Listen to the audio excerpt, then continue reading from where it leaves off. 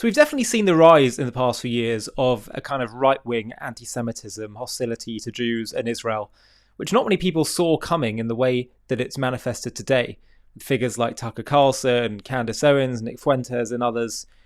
The question is, why is it happening? What's going on that's leading to people being attracted to this kind of viewpoint? Ben Shapiro, in this conversation at the Tikva organization, which do great work, by the way, breaks down what he sees happening, particularly with regard to Tucker Carlson. Have a watch this clip, and then I'll give you my thoughts on the other side. A danger among the young. Ben, you have been able to speak into the lives of young men in America as well as anybody. Tell us, I mean, you started to tell us the attraction that they have to this nihilism, but tell us what we should understand, not about, thank God we have Speaker Johnson. What about the 20-year-olds who are trying to find their way in this movement and in this country? So, I mean, I think there are a few factors that are playing into this. One of them I discussed already, which is sort of this reactionary backlash to a feeling that if you grew up under, Barack Obama-ism and followed by Mamdani-ism, you're reacting to that and you react in the most nihilistic possible way. The other truth is that one of the things that distinguishes President Trump from other members of his administration, shall we say, is that President Trump is not too online. He's actually very not online. He doesn't actually follow what's going on in X at all. He will get literal printouts of mainstream media outlets, right? People will print out actual online outlets like the Free Press, and they will put it in front of him in order for him to read it, right? So that because of that, he is disconnected from the insanity of the algorithmic nuttiness that's happening on, for example, X or TikTok. But that's not true for young people. Young people are immersed in this. They are immersed in it hours and hours a day. And so it's pretty easy to fake them into believing that when they are doing trolly memery about Hitler, that it has no real world effect and that it's not affecting their brain in any real way, that it's just a joke until it isn't actually a joke anymore. And it turns out that you're holding a lot of those beliefs. And so, that online ecosystem is where a lot of this stuff is happening. I also think that, again, it's true that young people have been disserved by a political class that lies to them. And maybe this is just the nature of politics, which is that politicians have a stake in telling you that you have unsolvable problems that only they can solve if you give them enough power. But the problem is, if you say that to young men and you remove the agency from them, they get angry and they don't know what to do with that anger. They don't know where to go. What young men really want, right? I mean, having been one at one time, what young men really want to do is actually go build things. They actually want to go out and forge into the world and be useful and be productive. And this is why you'll hear complaints. Oh, I can't get married anymore. I can't buy a house. I mean, you can, but that's a thing that you're being told over and over. You can't get married. Why can't you get married? Right? I can't have, yes, you certainly can have kids. I can't buy a house. No, you actually can. You just have to move out of New York. I got so much crap for this last week. You just might have to move out of New York City and go check out Texas or you might. And again, there are things that you can do to make life more affordable in New York City. But I think that one of the things that I would love to see the right do with young men is actually do a little bit more tough talk with them. I think that the right is actually weirdly feminizing young men by giving them a victimology to buy into. So I was talking with a fairly famous soccer coach at one point who had coached both men and women. And he said the difference between coaching a women's team and a men's team was pretty obvious. If you go into halftime or you go into whatever the break is in hockey, I'm an American, I don't follow soccer. You go into the...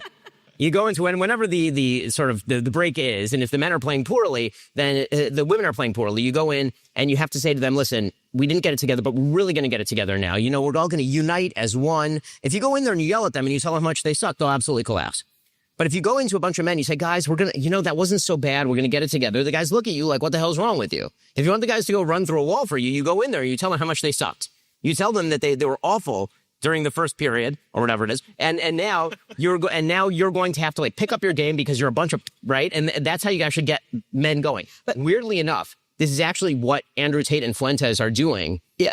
In a weird way, right? Fuentes actually talks to his audience this way. He says, you guys are a bunch of cocks. And what you need to do is go and take out the Jews, basically. And Tate will say sort of the same thing about women. But what the right needs to actually say, and again, it's politically unpopular, but they do need to say is, listen, if you're failing in life, yes, we can get the obstacles out of your way, but it's a little your fault. It's a little your fault. You should actually pick your ass up and go out and do something useful. And this notion that you as a Gen Z male are facing these obstacles that no other human has faced for all of human history, read a book for once. Seriously, go talk to your grandfather.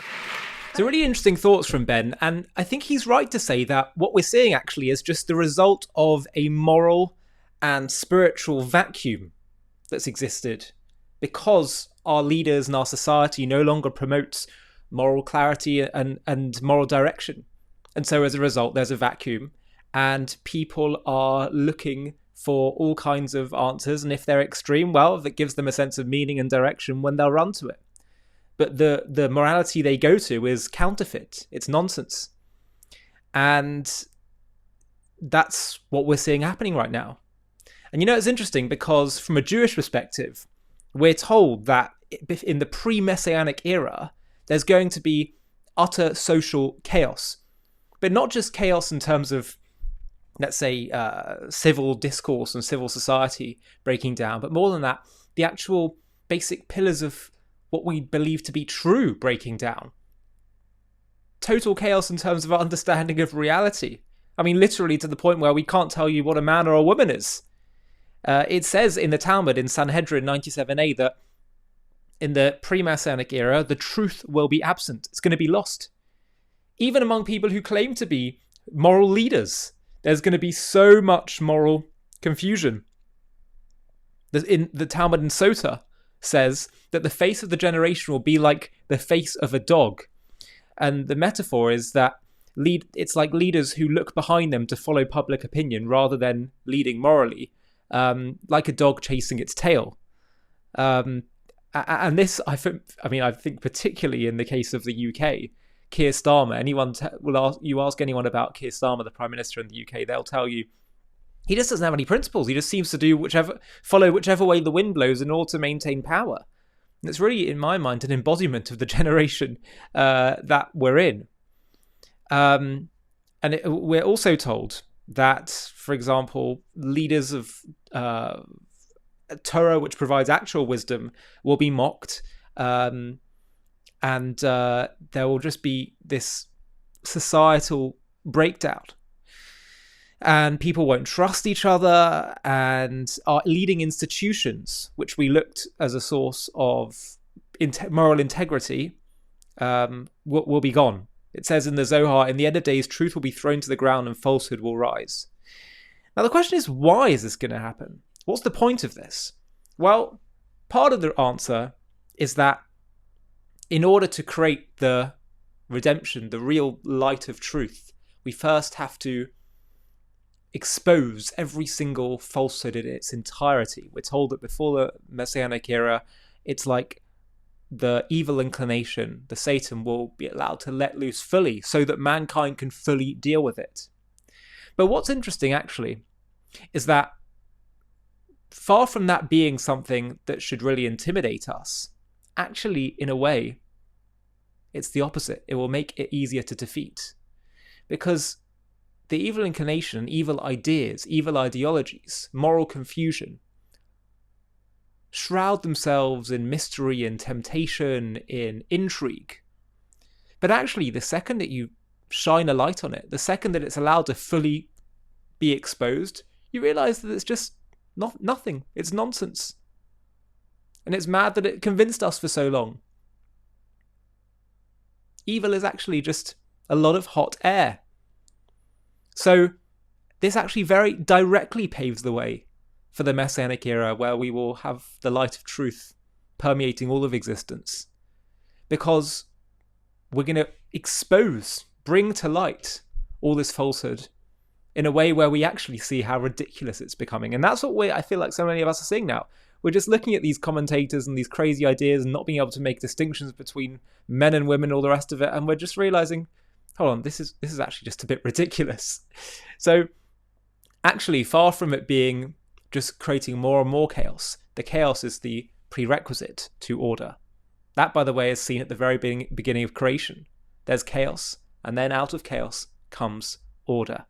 That's how it's always been, and that's how it will be. Before you go, you have to check out the trailer for our new documentary on Moshiach, the Jewish belief about the Messiah, what he will do, how the world will look after his coming, and why his arrival is close. And if you want to watch the full thing, just click the link below in the video description.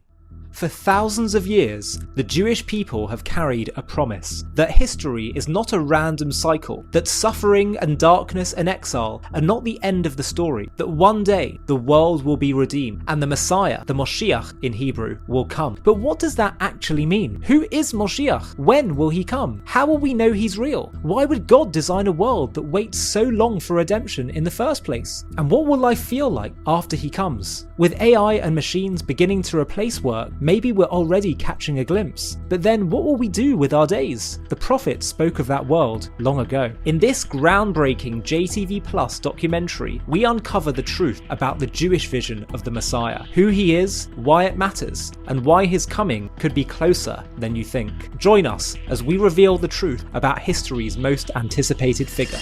To watch this JTV Plus documentary and access much more premium content, click on the link in the video description.